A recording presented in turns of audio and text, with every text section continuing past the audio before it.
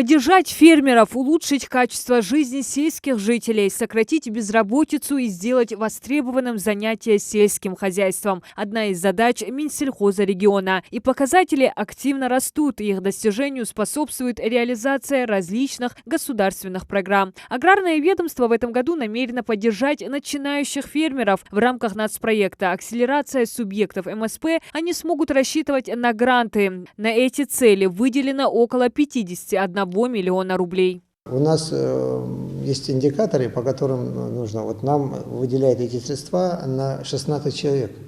А 16 человек, если мы выдадим, вы знаете, остальные 230 это как бы люди и жаловаться будут, и недовольные будут. И комиссия это решает, не председатель комиссии, это решает вся комиссия, она заседает. Говорит, приблизительно в прошлом году мы выделяли от 400 до 800 тысяч рублей. То есть там учитывались, есть ли у тебя какой земельный участок, там, у кого больше, там была бальная система. Есть ли у тебя там трактор, вот за счет этого добавляются баллы и за счет этого увеличивается сумма. Прием заявок проходил с 27 февраля по 3 марта. Участниками конкурса стали 240 человек. Для получения грантовой помощи есть перечень обязательных требований. Кандидат должен являться сельским жителем, у него не должно быть налоговых задолженностей. По информации министерства, средства должны поступить на счета фермеров до конца марта. Намерены вручить гранты не менее сотни человек. Цель оплатить 50% заявленных этих заявлений, хотя бы 50%. Но если средств не хватает, то есть мы, как я вам сказал, вот эту минимальную сумму, максимальную ставим сумму, и уже вот эта комиссия решает, она голосует. И вот решение вот этой комиссии уже, когда выслушав всех членов комиссии, вот, назначается предельная сумма, то есть и максимальная предельная, и минимальная предельная. После получения средств данные участники открывают крестьянская ферма, то есть они становятся юридическим лицом, как бы образовывают рабочее место, и в течение 5 лет они должны, как бы, не закрывая вот это крестьянское фермерское хозяйство, производить вот эту мясную продукцию. Также грантовую помощь получат семейные животноводческие фермы. Эта поддержка оказывается в рамках программы развития сельского хозяйства и регулирования рынков сельскохозяйственной продукции, сырья и продовольствия на 2020-2024 годы. В прошлом году благодаря этой программе фермерам было выделено 53 миллиона. В 2023 размер субсидий вырос до 65 миллионов. Минсельхоз провел конкурс на получение помощи. Для участия семьи должны были обязательно осуществлять свою деятельность более 1 года, иметь на счету собственные средства не менее 10% от заявленной суммы. Межведомственной комиссией уже завершена работа по определению победителя и участников программы. Это количество 51 человек, 51 глав КФХ, из которых всего было подано 90 заявок на участие в конкурсном отборе. Среди них более, которые соответствуют требованиям, были определены победителями.